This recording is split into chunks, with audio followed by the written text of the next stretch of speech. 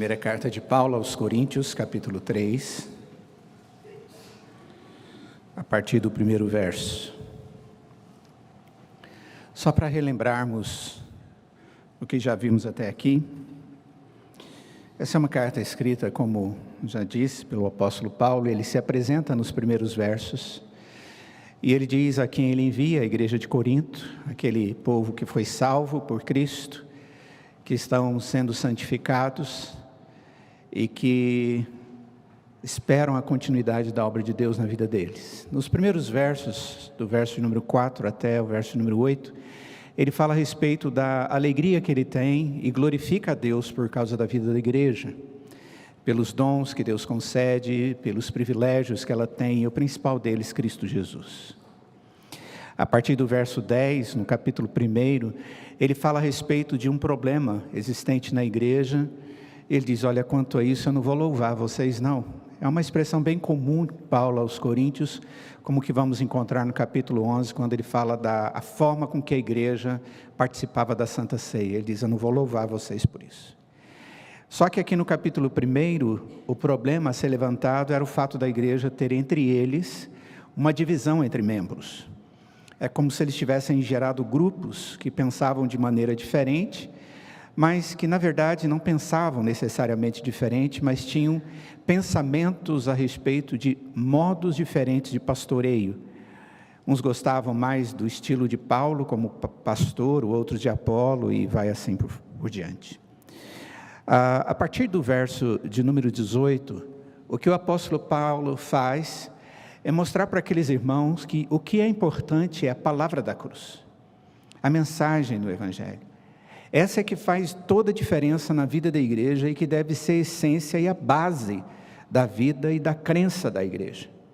Ele diz que esta mensagem que ele chama de palavra da cruz, mensagem da cruz, ela para aqueles que não creem é loucura, mas para aqueles que creem é o poder e a salvação de Deus para nós. E ele mostra que essa mensagem da cruz, que é a obra de Cristo, a expiação de Cristo, para aqueles que não creem, leva-os a ter uma atitude que demonstra uma sabedoria mundana dos seus corações. Então a palavra da cruz faz diferença entre a sabedoria do mundo e a sabedoria de Deus, mostrando que a sabedoria de Deus, ela não é tratada ou julgada dentro dos parâmetros do conhecimento humano, das perspectivas humanas, dentro dos interesses humanos, mas ela se discerne a partir do propósito de Deus, do amor de Deus, da misericórdia de Deus, que sobrepassa toda a capacidade do entendimento humano.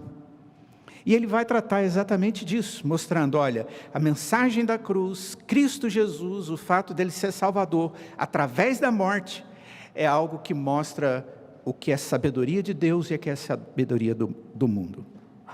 Semana passada, ou a última vez que estivemos estudando, nós vimos que esta mensagem da cruz também é alguma coisa que não é qualquer homem que pode entender.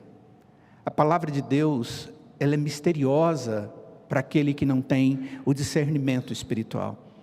Por isso ele diz: nem olhos viram, nem ouvidos ouviram, nem jamais penetrou em coração humano o que Deus tem preparado para aqueles que os amam.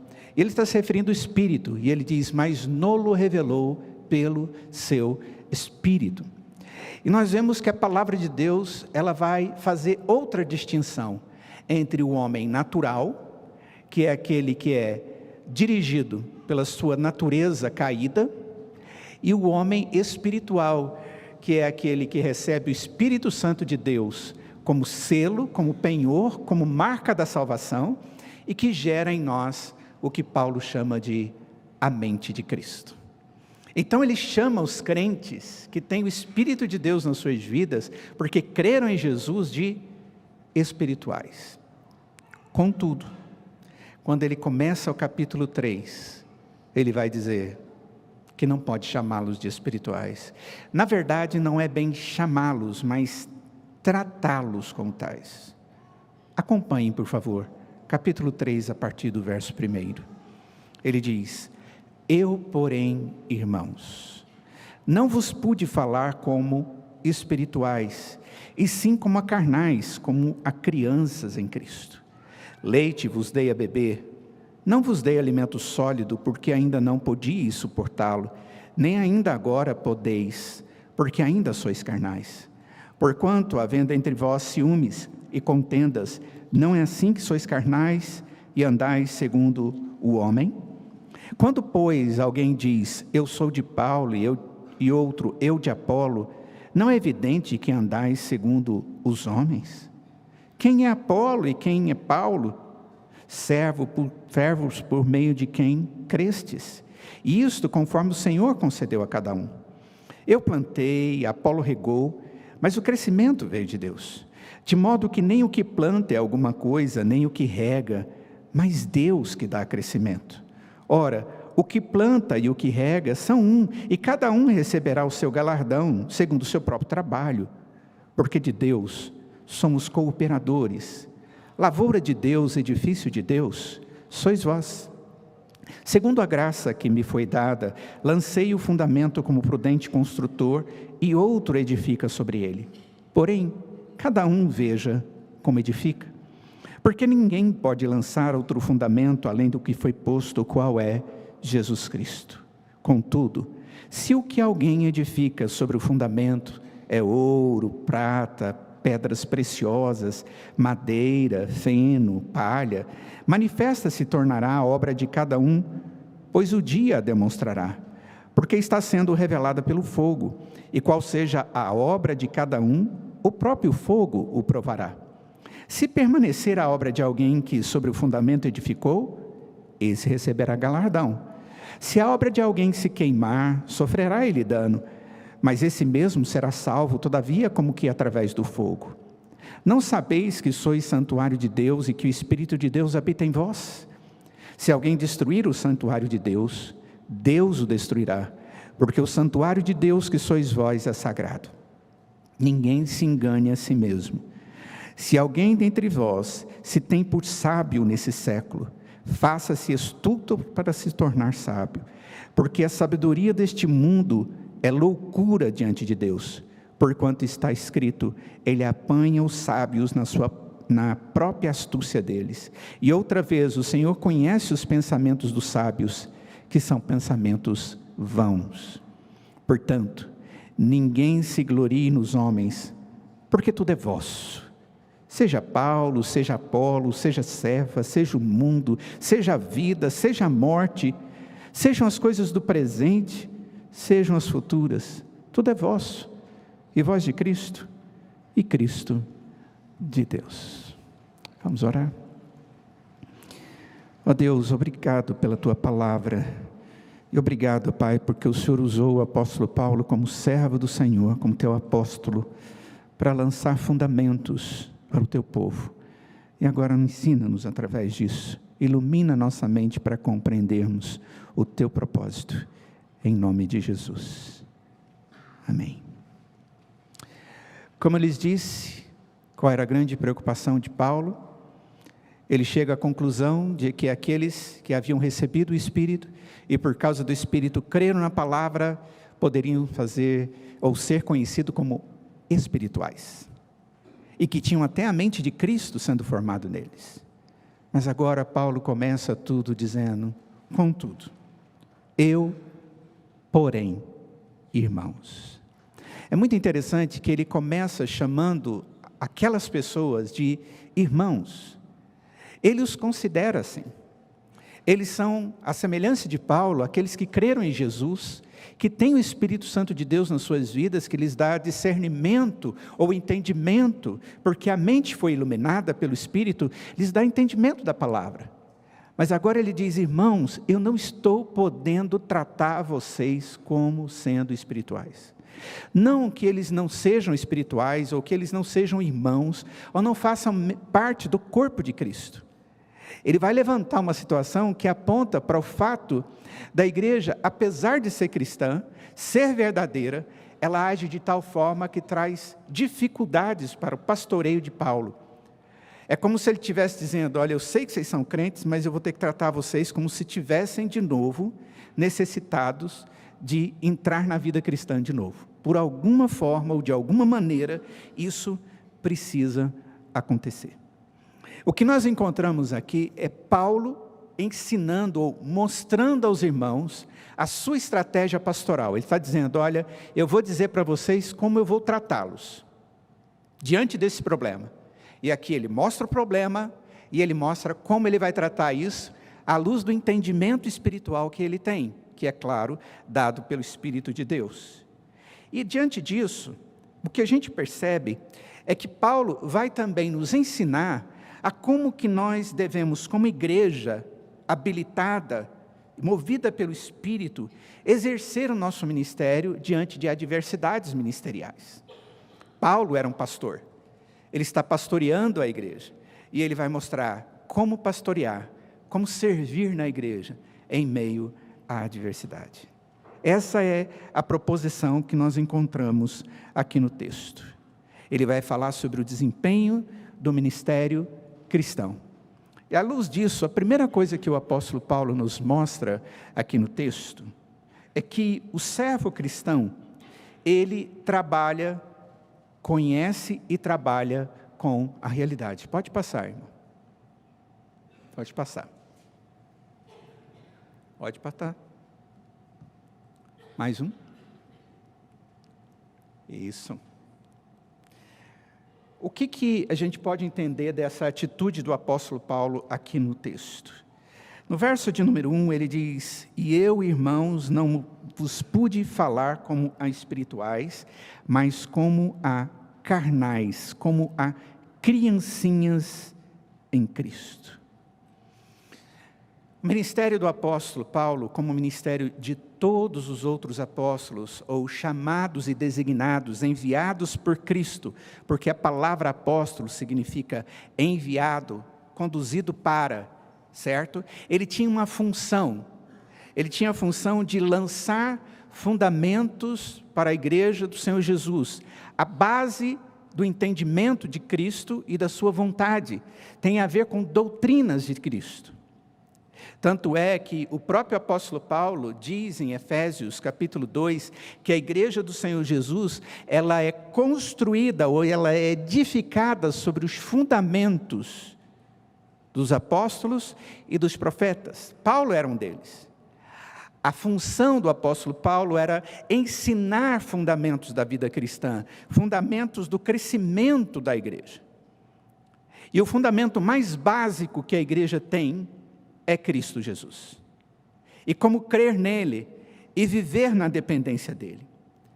Apesar de Paulo ter ensinado à igreja de Corinto a respeito dessas coisas básicas da vida de Cristo, e ele até mesmo dizer, olha, o Espírito está gerando em vocês a mente de Cristo, ele argumenta que, olha, eu não vou poder chamar vocês como crentes espirituais, amadurecidos.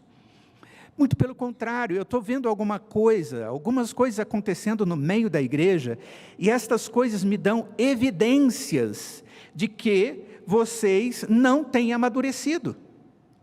Vocês são crentes, mas não estão saindo do lugar.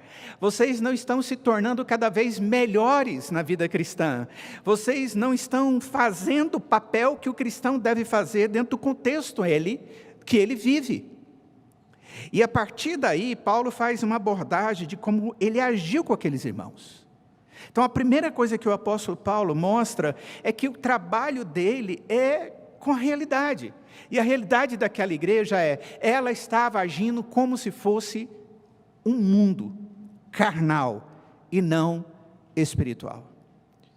E ele fala aqui qual é a situação que existia na igreja naquela época.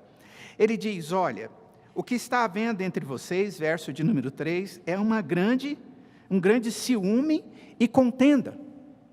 Vocês estão discutindo entre vocês, e vocês estão tendo ciúmes. E esse ciúme aqui, ele vai ficar claro para nós, porque dá a ideia de que um tem ciúme pelo líder que ele gosta, e o outro tem ciúme pelo outro líder que ele gosta. E um defende um tipo de liderança, e o outro defende outro tipo de liderança, e eles vão defendendo esses líderes.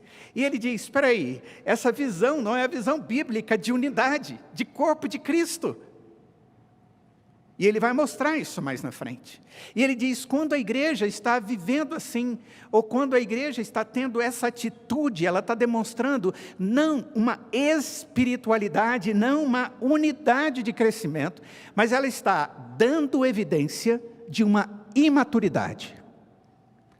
A figura que ele traz é, eu vos dei leite a beber. Leite é o primeiro alimento que a criança toma. Primeiro o leitinho da mãe, que é o melhor, dizem os médicos. E nós acreditamos nisso. Porque ele traz proteção, traz crescimento da imunologia da criança e traz muitas coisas que são importantes, certo, doutores? E depois vem os outros alimentos. E é assim que se dá. E Paulo diz, eu dei tudo isso para vocês porque vocês eram bebês na fé. Mas o que se espera é que logo depois vocês possam crescer um pouquinho e começam a se alimentar de coisas mais sólidas. E ele diz, vocês são crianças porque vocês não estão em condição de se alimentarem de coisas mais sólidas.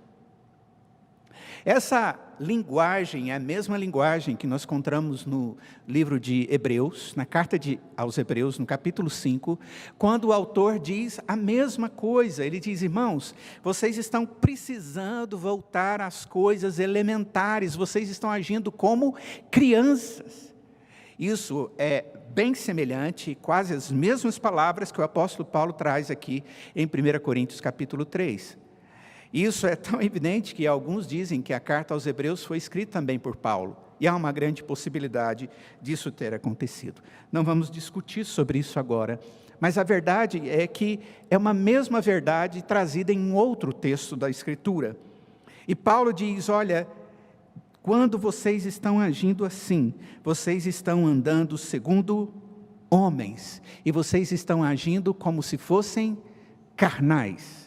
A linguagem de carnal e espiritual, irmãos, é uma linguagem que nós encontramos também em Gálatas capítulo 5. Quando o apóstolo Paulo fala a respeito das obras da carne e do fruto do Espírito, antes dele mencionar essas duas coisas, de maneira evidente, ele diz que existe uma luta entre a carne e o Espírito. Um militando contra o outro. E ele diz que nós precisamos estar dominados e dirigidos pelo Espírito, e aqui ele se refere ao Espírito Santo de Deus, para que possamos vencer a carne. Mostrando que a linguagem de estar sobre a carne é não estar totalmente sobre o Espírito.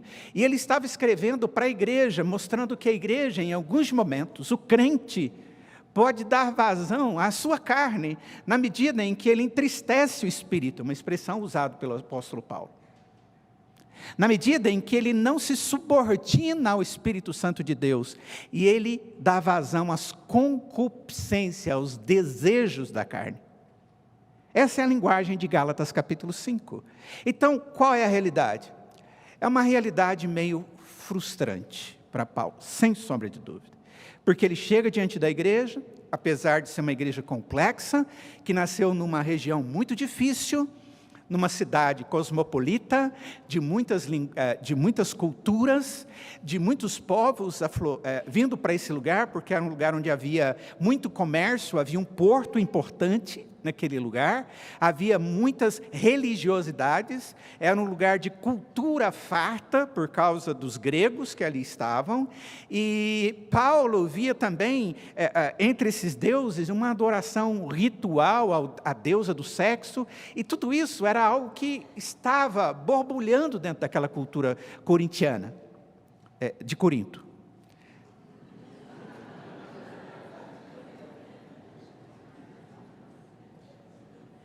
Eu entendi o sorriso de vocês. Eu nem vou falar que torço por Corinthians. Certo? Mas, voltando às coisas sérias, a igreja de Corinto cresceu no meio disso tudo. No meio dessa avalanche, no meio dessa dificuldade. Era uma igreja que estava necessitada de uma ação extremamente poderosa de Deus para sustentá-la no meio de tanta tentação. E Deus estava fazendo essa obra. Só que Paulo estava agora frustrado, porque ele olhava para a igreja, e ele queria que ela tivesse já crescido mais, e ele fala, ai, fiz, corri, trabalhei, preguei, estudei de novo, falei de novo, dependi do Senhor, orei mais, e eu olho para a igreja, e é uma igreja carnal. Você já fez alguma coisa, trabalhou com alguém, investiu em alguém, um investimento altíssimo da sua vida, do seu coração, dos seus sentimentos, do seu dinheiro, do seu tempo, de toda a sua vida, e você tem aquela grande expectativa e aquela pessoa te frustra. E você fala, oh, que tristeza. Eu creio que é mais ou menos assim que Paulo está dizendo aqui no texto. Ele está diante de uma realidade, que é triste. Mas ele está trabalhando com essa realidade. E agora ele chega diante da igreja e diz, é essa a realidade de vocês. Então esse é o primeiro ponto que nós precisamos ver aqui com o apóstolo Paulo. O que ele fala a respeito do seu trabalho com aqueles irmãos? Ele diz, olha, eu estou trabalhando para o crescimento de vocês. Tinha que dar leite? Eu dei leite. Tinha que ensinar? Eu ensinei. Tinha que desgastar? Eu me desgastei. Eu dei para vocês o que era necessário, intercedi por vocês. Então a primeira coisa que ele fala da sua estratégia é, eu trabalhei diante da realidade de vocês são novos na fé, estou dando as coisas que vocês precisam. É um trabalho real. Mas a segunda coisa que o apóstolo Paulo faz é reconhecer as dificuldades que ele tem para alcançar o seu ministério. E uma das coisas mais importantes que nós temos que admitir diante de um trabalho cristão é as dificuldades que nós temos no trabalho. Não adianta você saber do poder da obra da cruz e saber que Deus lhe qualifica a viver agora por causa da cruz, para servir aos outros, para ser bênção no corpo de Cristo, mas fechar os seus olhos para as dificuldades, que muitas vezes têm a ver conosco mesmo, e não poucas vezes têm a ver com os outros. E com a própria atitude do mundo, que tem a ver com o próprio Satanás, que dificulta todas essas coisas. A grande verdade é que Paulo sabia quais eram as dificuldades. E ele diz para os irmãos, olha, vocês não podiam beber leite enquanto eu estava dando para vocês. E ele chega no final do verso de número 2 e diz, e nem ainda agora podeis. É como se ele dissesse, olha, vocês não assimilaram o leite e ainda não estão dando conta. É essa a situação. Para servir no corpo de Cristo, nós trabalhamos com a realidade. E muitas vezes o importante é reconhecer as dificuldades verdadeiras. Como está na igreja e o seu serviço ministerial? Está tudo bem? Está mesmo? O apóstolo Paulo foi suficientemente humilde para dizer, trabalhei bastante com os coríntios e não está bem. A igreja não está bem. E eu estou bravo com aqueles irmãos. Essa carta é uma carta pesada, de grandes advertências. Terceira coisa que Paulo traz nessa abordagem aqui, é que apesar de haver uma grande dificuldade para desenvolvimento do ministério junto àqueles irmãos, pela atitude deles, de não beber o leite de maneira adequada, e de não se preocuparem em fazer isso ainda de maneira adequada, ele continua a trabalhar com aquelas pessoas. Ele é perseverante. Já imaginou se o apóstolo Paulo mandasse uma carta para eles, ou por exemplo, para a igreja da Galácia, que é uma igreja que sofre uma palavra mais dura ainda de Paulo do que para a igreja de Corinto. Ele amaldiçoa uns membros da igreja, ele fala pesado, ele dá uma dura em Pedro, o apóstolo. Paulo, quando está escrevendo a carta aos Gálatas, ele é difícil, ali ele pega pesado, porque era uma igreja que estava colocando à prova um princípio básico da salvação, a suficiência de Cristo Jesus. Mas aqui a igreja tinha problemas também. E ele vai dizer, olha, apesar desses problemas, eu vou continuar. Eu estou pastoreando vocês. E tanto é verdade que ele está enviando essa carta para a igreja. E na verdade, como diz alguns autores, não foram simplesmente 2 cartas, mas foram entre 4 e 5 cartas que estão ajuntadas aqui. Se são 2, se são 4 ou 5, não importa. O que importa é que é o maior volume de escritos do apóstolo Paulo escritos à igreja de Corinto. É como se ele estivesse dizendo: eu estou pastoreando vocês. Eu não abro mão da responsabilidade que Deus me deu para estar com vocês. Eu não abro mão da oportunidade, da bênção que Deus me concedeu através da obra da cruz e da eficácia da obra da cruz na minha vida. Do Espírito Santo que habita em mim, que me faz espiritual, que gera em mim a mente de Cristo e que agora tenho serviço com vocês. A reação do apóstolo Paulo diante do fracasso não foi o desânimo ou o abandono, mas a disposição e a dependência na presença de Deus para ser útil junto a uma igreja que precisava ser resgatada da sua apatia espiritual. A sua apatia no crescimento cristão. E na medida em que o apóstolo Paulo persevera em seu trabalho, a estratégia dele é muito interessante. A estratégia dele, primeiro, é levar a igreja a entender que ela é propriedade de Deus. Ele diz: olha, uns estão falando que são de Apolo, outros estão falando que são de Paulo. Ele está dizendo: olha, presta atenção, não é nem de Apolo, nem de Paulo. Quem somos nós? Ele diz: um plantou, outro regou, mas o crescimento vem do Senhor. O que é Apolo? Nada. O que é Paulo? Nada. Mas quem é alguma coisa e é tudo? Aquele que dá o crescimento. Ele está dizendo: olha, a igreja é do Senhor Jesus. A nossa função é só levá-los ao conhecimento da verdade de Deus, que salva, que edifica, que santifica. Então, ele começa novamente a dar elementos fundamentais para a vida cristã. Leite. É como se eu chegasse lá na frente e dissesse assim: vou de novo dar a matéria para vocês. Vou dar de novo. É como se eu chegasse lá no seminário, tem seminarista aí assistindo, e eu chegasse no final e fizesse prova final, e aqueles alunos não conseguiram nada, e não dão conta de ir para a matéria do ano seguinte, e eu chego para eles e digo: olha, vou reprovar todos vocês. Todos? Vocês não vão dar conta de andar. Vocês não sabem das coisas elementares. Sem a teologia sistemática 1, vocês não podem ir para 2. Então, a partir de agora, estão todos reprovados. É mais ou menos isso que Paulo está dizendo para a igreja. Vocês estão reprovados, eu vou ensinar tudo de novo. E a primeira coisa que vocês têm que entender: vocês são crentes, mas vocês não são crentes por causa de Paulo ou Apolo. Vocês são crentes porque Deus fez vocês serem da igreja dele. Vocês são propriedades do Senhor Jesus. E essa é a primeira coisa que ele bota no papel, na frente deles. Vocês são de Deus.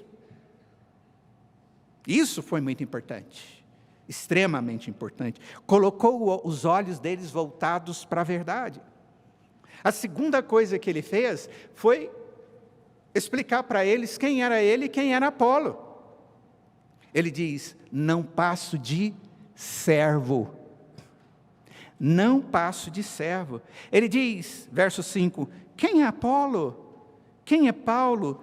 Senão ministros, a expressão aí é servos, pelos quais crestes. E isso conforme o que o Senhor concedeu a cada um. Quem concedeu foi o Senhor. Vocês creram por causa do Senhor, e nós somos simplesmente servos. É como se ele estivesse dizendo: olha para nós de maneira correta. Deus só não está nos capacitando para ensinar a verdade para vocês. Acordem para isso. A mensagem do Evangelho, a cruz, o poder de Deus demonstrado na cruz, que é loucura para os que se perdem, salvou vocês, fez vocês espirituais, colocou o Espírito na vida de vocês, lhes deu a mente de Cristo. A mesma coisa aconteceu na minha vida, diz o apóstolo Paulo. Eu preguei o Evangelho para vocês. Eu preguei as boas novas, a mensagem da cruz para vocês, o elemento básico. Mas vocês não cresceram. E agora estou de novo dizendo para vocês: olha, vocês estão colocando os olhos de vocês no lugar errado. O lugar certo é quem nós somos. Igreja do Senhor Jesus, propriedade de Deus. Segundo, se alguém está nos ensinando a respeito de Cristo, ele não deve ser exaltado a nada. Ele simplesmente tem que ser reconhecido como servo. Porque se isso não estiver acontecendo, a igreja continua agindo como carnal. Terceira coisa que Paulo diz quanto a isso, é que é Deus quem confirma a obra do servo. Servo não faz nada. Na igreja do Senhor Jesus, ele é simplesmente instrumento nas mãos de Deus. Ele se dispõe. O maior é aquele que, diz a Escritura, o Senhor Jesus, é aquele que serve. Por isso que é dito que o cabeça da família é o marido, não é isso que diz a Escritura? Qual a principal função do marido? Ser servo, né? Não é ser servido pela mulher, sabia disso? É servir os filhos, é dar condição deles viverem a vida cristã, é ser pastor das ovelhas, carregar a ovelha manca. Dentro da igreja é a mesma coisa. Uma mulher pediu para o Senhor Jesus: olha, deixa um sentado do lado direito, outro do lado esquerdo. Jesus: espera aí, você não está entendendo. Os primeiros são aqueles que servem. Os mais importantes são aqueles que servem. E o Senhor Jesus diz: eu vim aqui para servir e dar a minha vida em resgate de muitos. A função do servo é simplesmente estar à disposição. O texto diz: olha, Paulo fez algo, ele plantou, Apolo regou, mas o que é importante? O crescimento. O milagre é o crescimento. O milagre é fazer aquela semente brotar. O milagre é fazer aquela semente que tem que arrebentar e morrer, crescer e se tornar uma árvore, e dela sair fruto. Esse que é o milagre, ele diz. Isso vem de Deus. As coisas simples, pegar uma semente e pôr no chão, pegar água e jogar, isso a gente dá conta de fazer. Agora o milagre é de Deus. Pregar o evangelho, irmãos, é simples. Ler a Bíblia é o simples. Agora fazê-la se tornar viva, transformadora, compreensível no coração de alguém, é quando o Espírito age. Isso é milagre espiritual, e somente Deus faz, é Ele que faz crescer. É isso que Paulo está dizendo. E é assim, irmãos, que tudo acontece. E por final ele diz: olha, e lembrem-se, nós fazemos parte da igreja com vocês. Nós fazemos parte da igreja com vocês. Segunda e última coisa que nós vemos aqui no texto, é que o servo cristão, ele age como um cooperador e tem algumas regras para ele agir. Alguns atos na vida dele. Se você foi salvo pela palavra da cruz, pela mensagem da cruz, que é loucura para os que se perdem, mas para você se tornou o poder de Deus para a salvação, por causa do Espírito você entendeu, porque nem olhos viram, nem ouvidos ouviram, mas Deus te revelou pelo Espírito. Deus fez essa obra para que você pudesse agir como servo, mas que coopera seguindo o que Deus quer que você faça. E Paulo está dizendo o que ele fez. Ele diz: segundo a graça de Deus, verso de número 10, que me foi dada, lancei eu como sábio, lancei o fundamento como sábio construtor. A ideia aí é que ele é simplesmente o construtor. O fundamento, no verso de número 11, ele vai mostrar qual é. Ele é único. É Cristo Jesus. É a única coisa que ele pode fazer. Contudo, existe uma expressão aqui no texto que eu quero destacar. Ele diz: segundo a graça de Deus que me foi dada. Graça. Ele só pode agir e ser instrumento nas mãos de Deus, porque Deus resolveu usá-lo. Conceder-lhe um privilégio que ele não pode adquirir sozinho. Isso é graça. Paulo não tinha mérito nenhum para oferecer para Deus. Nenhum. Ele era um perseguidor de crentes, matador de crentes. Ele era pecador como cada um de nós, como ele mesmo diz em 1 Timóteo capítulo 1, verso 12. Quando ele fala a respeito de Deus na sua vida, ele fala, olha, eu sou grato para aquele que me fortaleceu, Jesus Cristo nosso Senhor, que me considerou fiel, me designando para o ministério. Aí ele fala de si mesmo, a mim, que noutro tempo era blasfemo, e perseguidor, insolente, diz ele, mas obtive misericórdia, pois o fiz na ignorância, na incredulidade. E aí o testemunho é, transbordou, porém, a graça de nosso Senhor com a fé e o amor que há em Cristo Jesus. No verso 16 ele diz, eu que sou o principal pecador, evidenciasse Jesus Cristo a sua completa longanimidade. Irmãos, ser servo só é possível pela graça do Senhor. Ser cooperador no ministério de Deus é segundo a graça de Deus. E se nós perdemos essa noção, a arrogância toma conta. E não é incomum vermos isso dentro do corpo de Cristo, não só em líderes maiores. Quando é um líder grande, a gente tem muito maior facilidade de ver quando ele é arrogante, não é? Ele acha que tudo depende dele. E ele faz com que tudo dependa dele. Mas nós temos tantos arrogantes no meio da igreja que acham que são alguma coisa mais do que são. Se esquecendo que se são alguma coisa, é pela graça de Deus que são. E provavelmente menor do que aquilo que imaginam ser. Essa é a verdade. Deus, Ele nos dá a bênção de sermos servos, mas nenhuma ação do servo cristão pode ser feita sem a manifestação de graça ou da graça de Deus na nossa vida. Paulo tinha consciência disso. Como cooperador, era pela graça. E como cooperador, ele agia, como ele mesmo diz, cuidadosamente. Ele diz, como prudente construtor. Lancei o fundamento. Ele não era só construtor, ele era prudente construtor. Quer dizer que tem construtor que não é prudente. Eu fico imaginando o estrago de uma construção feita por um construtor não prudente. Ele está fazendo com que muitos corram riscos.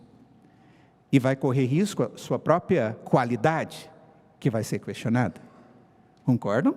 Se cair alguma coisa, quem assinou? O construtor X. Esse não é bom, desqualificado. Não só a obra dele é desqualificada, mas ele é desqualificado. Paulo diz, eu quando estou agindo como construtor do reino de Deus, eu tenho agido como prudente. E essa atitude é uma atitude zelosa, cuidadosa, respeitosa, submissa, reconhecedora do valor dessa obra. Como nós vimos hoje pela manhã com o pastor Gustavo, nós servimos ao reino, e esse reino é de Deus. Nós não construímos o reino, esse reino já é de Deus. Nós simplesmente temos o privilégio de vivenciarmos e sermos instrumentos no reino, mas esse já é de Deus. A igreja já é de Deus. Ele nos usa cuidadosamente para que possamos trabalhar na igreja. E devemos fazer isso em fraqueza, com grande temor e tremor. É o que Paulo diz nesse mesmo texto, no capítulo 2, verso 33, quando ele diz que lançou a Escritura. Ele diz, não foi com sabedoria, ostentação de linguagem. E ele diz, e foi com grande fraqueza, temor e tremor que eu estive diante de vós. Essa é a atitude do prudente, do cuidadoso. Outra coisa que Paulo fez ele fugiu da hipocrisia, da mentira. Ele se apegou à verdade, porque isso lhe dava tranquilidade de alma. E na vida cristã e no ministério cristão isso é fundamental. O texto diz que ele pregou uma coisa só, do verso 11 até o verso 15, ele vai nos mostrar isso. Ele vai nos mostrar que ele não lançou outro fundamento, que foi somente Cristo Jesus. Ele diz, olha, e quando a gente constrói, a gente tem que usar materiais preciosos ou não preciosos. O melhor é material precioso, certo? Mas o prudente construtor, ele vem e ele lança o fundamento que é Cristo Jesus. Agora é responsabilidade sua ver como você faz isso, como você constrói em cima desse fundamento. Paulo diz, o que eu fiz foi dar para vocês o que eu tinha que dar, Jesus Cristo. Essa é a orientação que o apóstolo Paulo traz.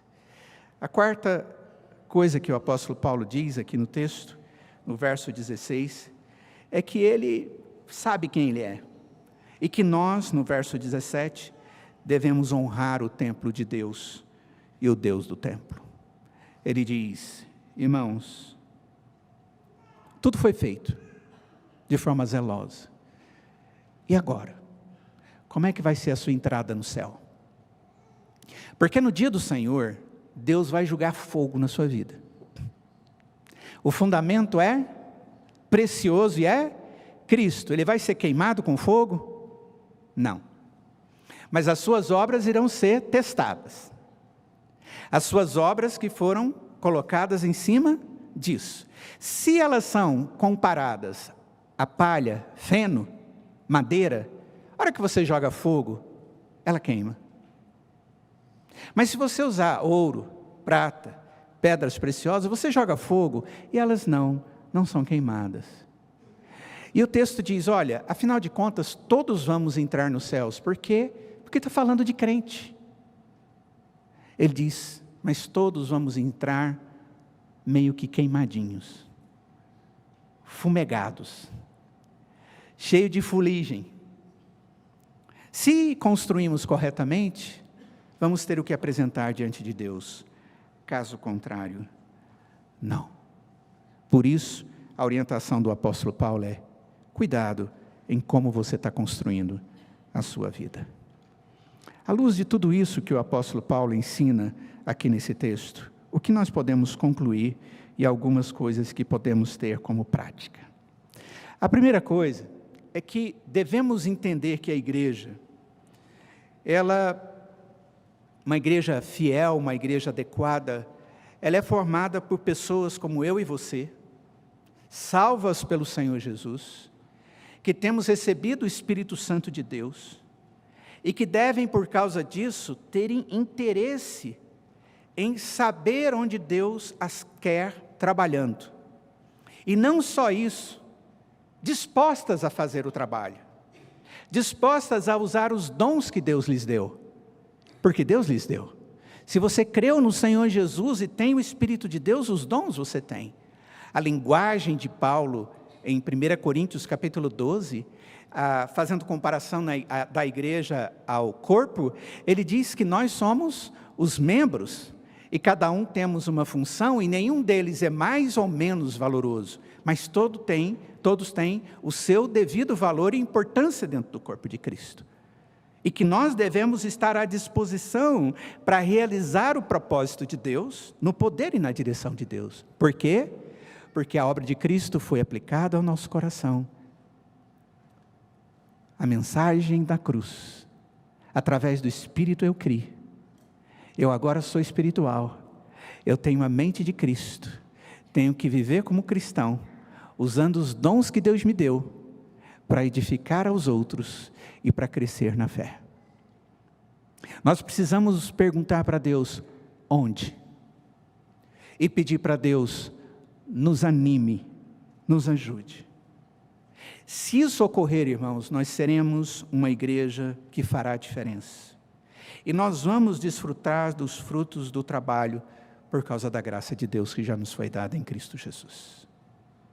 Lembrando de duas coisas que são importantes. Primeira, você só é servo porque Deus lhe deu entendimento da mensagem da cruz, que antes para você era loucura. mas hoje é o maior testemunho da sua alegria, diante de todos os homens e diante de Deus. E que como servo de Deus, você deve estar disposto a reconhecer e trabalhar com a realidade que Deus deseja que você trabalhe.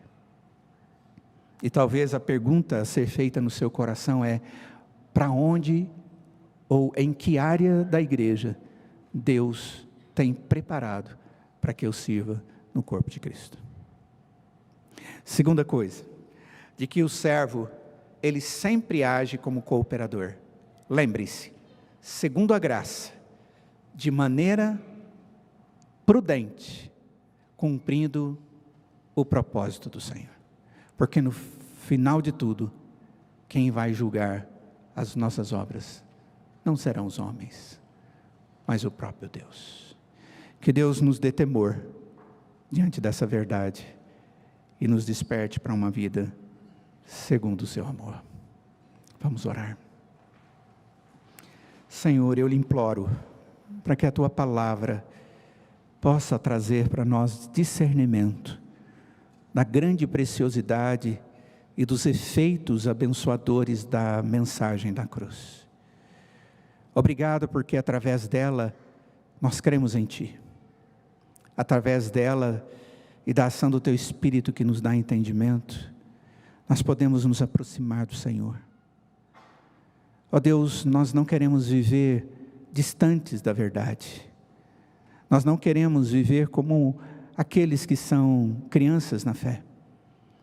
Queremos, ó Deus, conhecer mais da Tua palavra, queremos servir no corpo de Cristo, no mundo onde vivemos como servos do Senhor. Por isso, continue a Tua obra na nossa vida, na vida da Tua igreja, para que possamos fazer diferença em Teu nome e possamos gerar louvores ainda maiores aqui dentro da igreja e fora dela. Abençoa-nos, enriqueça-nos, em nome de Jesus é que te pedimos. Amém.